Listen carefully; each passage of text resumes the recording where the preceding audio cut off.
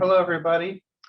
My name is Jamie Mathie. I am the lead technician over here at the Altman Sleep Center here at Altman North. I'm doing this presentation basically for people that may have misconceptions of a sleep study. We're going to walk through this together. Won't take too long.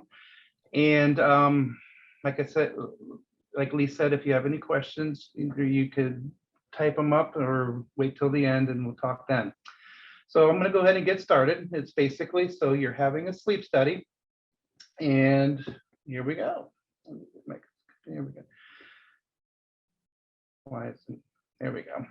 So we're located at Altman North. Okay, if you know the building, it's on the corner of Whipple Avenue and Dressler if you're in Jackson Township, and Glenwood if you're in North Canton.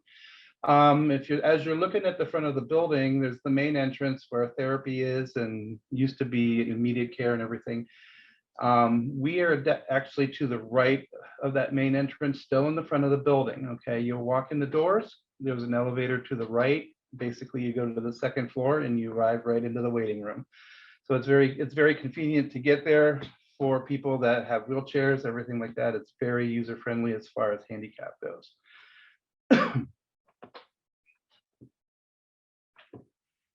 All right, so what you can expect, a lot of people have misconceptions as far as, oh, how am I going to sleep with all those wires on, as the cartoon looks in here. For the most part, if we get, a couple hours of sleep, usually we can get a decent diagnosis as far as if you have sleep apnea or whatever, restless legs. But we spend the night, and yes, you are hooked up to a lot of wires, and yes, it's probably more wires than you'll ever be hooked up to ever again. But we got to, and I'm going to get to that here in just a little bit. But typically, we can get you as comfortable as possible. You're not going to get your best night's sleep. Okay, that's obvious. You're in a different bed. You got the stuff hooked up to you. You got a camera in the room. But as long as we can get some sleep. Usually we can get an idea what's going on. So what can you expect? We're going to talk about preparing for your study, and then we'll go to the night of your study and then the procedure itself, and then follow up after the study.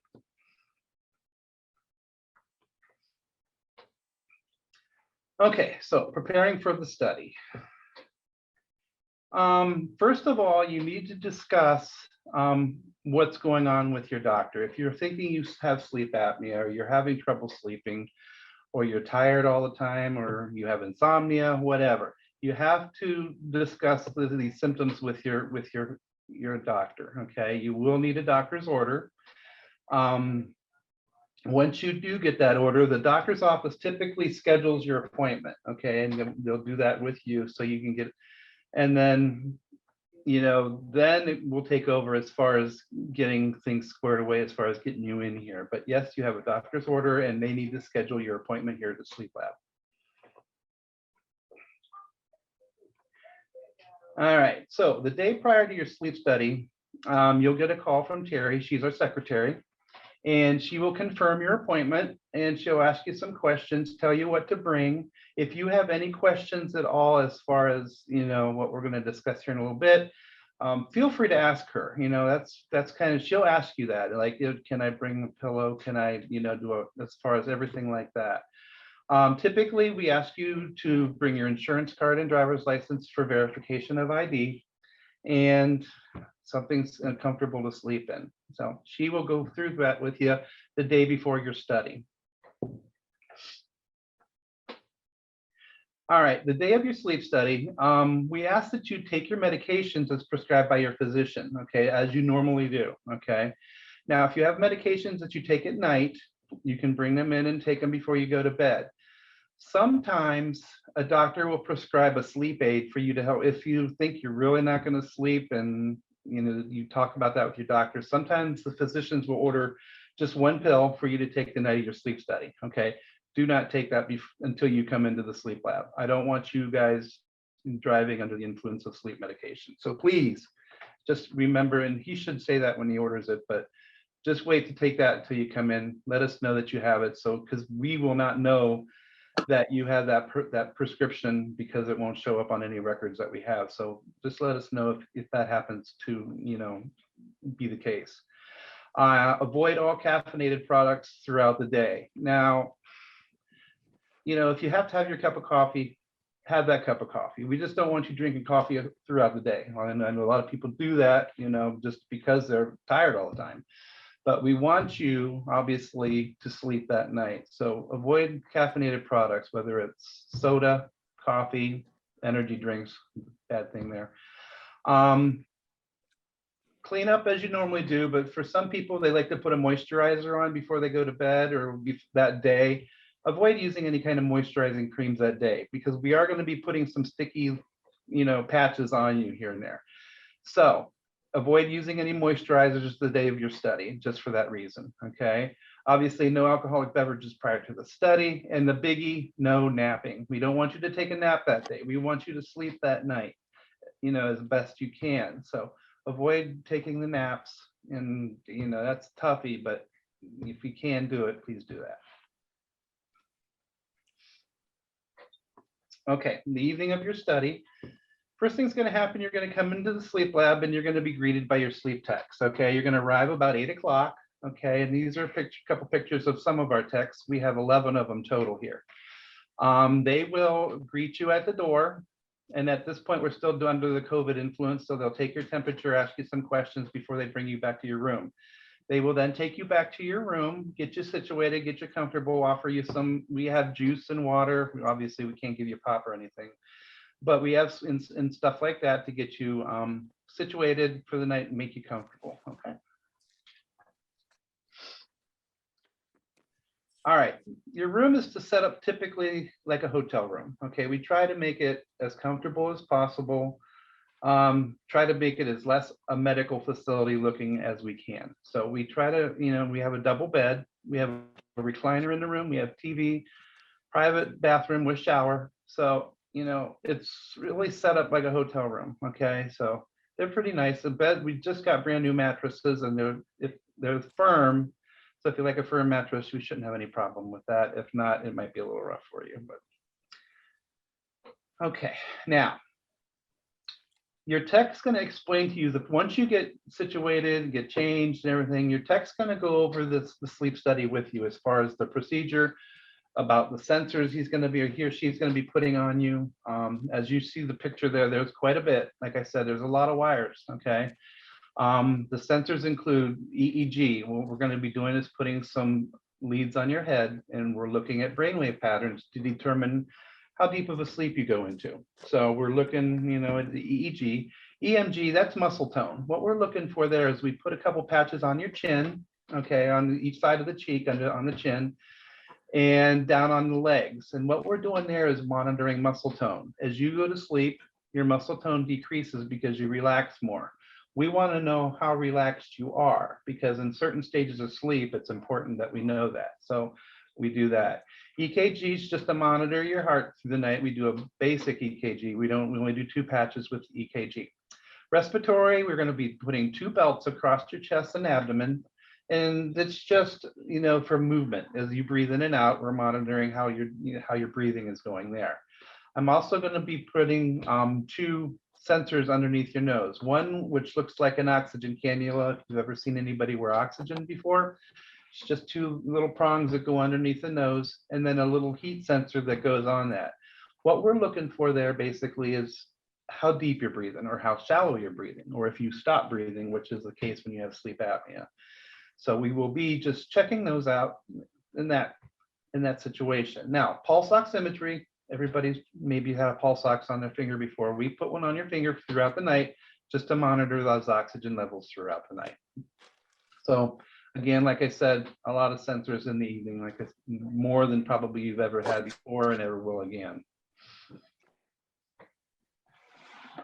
Okay, frequently asked questions we get here at the Sleep Lab, as far as the most important one, I think, is everybody asks is, how do I go to the bathroom? Okay. And yes, you can go to the bathroom anytime you want. You just simply, we have you monitored. We will hear you while you're in your room, and you just simply call out and say, I need to use a restroom. We simply come in, unhook a box where all the wires go into, put that around your neck. You get up, walk to the bathroom, no problem. So it's not an issue if you need to use the restroom. It's just that you will have to call somebody to come in and unhook you, but it's not a big problem. We do it all the time. Can you sleep on your side? Yes, you can. Some people have trouble sleeping. We like to see you sleep on your back, but it's not mandatory. Okay. Um, you're on your back, if you do have sleep apnea, you're at your worst. So we can get an idea. But we don't want you to you don't want you to stay in one position all night and think about that. That just ruins your sleep. So get comfortable however you want to. More than likely throughout the night, you'll end up on your back at some point for some length of time. So sleep on your side, your back, your stomach, whatever. I just want you guys to be comfortable as possible. Can you bring your own pillow? Yes, you can bring your own pillow, blanket, whatever you want from home as far as comfort goes. It's going to help you sleep better by all means. We do day studies. Some people call and ask, I work midnights. Can you do day studies? Yes, we do. We do studies during the day for those midnight people. So that is not an issue. And then we do have snacks. Okay, some people are diabetic and they're concerned about if a sugar drops in the middle of the night. We do have crackers, peanut butter crackers, cookies, stuff like that. If you're even just a little snack before you go to bed, just ask and we'll give them to you. Okay.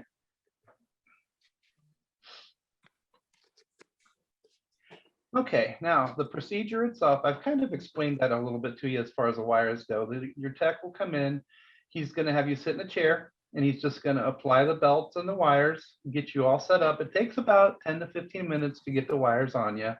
Once that's done, you can go right to bed if you choose to, or you can watch TV. We have TVs in the room.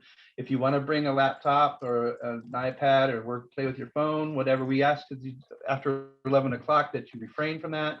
But in the meantime, up until that point, you're more than welcome to keep the time busy. Some people like to go to bed at 9, some people go to bed at 11. And so we just, keep yourself busy or kind of wind down.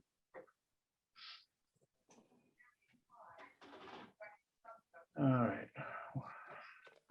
right. The procedure itself still, I kind of touched on this already. I had to throw in a picture of my dog sleeping because they're gorgeous. I have 4 dogs, 2 beagles and 2 mutts, and that's one of each. So, but you can get settled into bed. Bedtimes are flexible. Like I said, we like to have lights out by 11 o'clock, and then we will wake you up around 6 a.m. Okay. In the morning, when you get up, you're more than welcome to get a shower. You don't have to, but we try to get lights out by 11. If some people, take a little bit later to go to sleep, that's fine. We're like I said, we're flexible about that.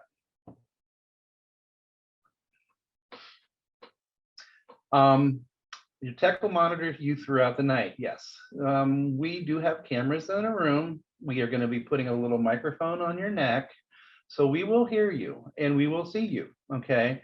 And that's part of the procedure itself. We want to know what position you're in when you're sleeping. That's why the camera's in there.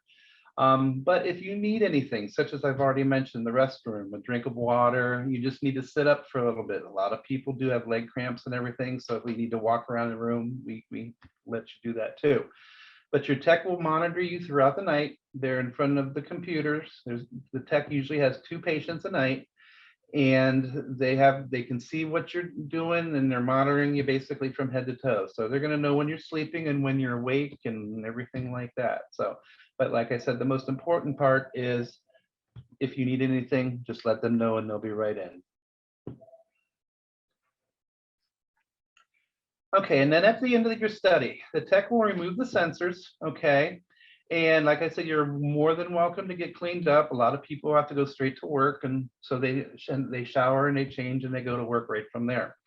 You're more than welcome to do that. Some people leave with their pajamas on and they don't care anybody sees them or not. They walk out of here in their pajamas and go home. Before you leave, you will have a couple questionnaires to fill out, basically on how you slept that night. So we can get an idea, did you sleep well? Did you sleep poorly? Did you dream? Okay, stuff like that. So there'll be just 2 pieces of paper to fill out before you leave. And then we ask that you give your doctor about 2 weeks, 2 to 3 weeks actually, before you get your results. The way it works, once we do your study, we'll take the study itself and our day techs will score that study. And they basically look from point A to point B every 30 seconds of what you do and score that study. Then it moves on to the sleep physician. Okay, and the sleep physician reads the study, makes his interpretations, and then from there it goes to your doctor. So we say 2 to 3 weeks. Sometimes it's sooner, but we say that just to be safe. All right. And that's pretty much it in a nutshell. There's not a lot of other things. We do other tests and such like that, but I just wanted to touch on how your night would go. I didn't want to go into deep medical stuff as far as what sleep apnea is and everything that, because you can research that or we can do another talk.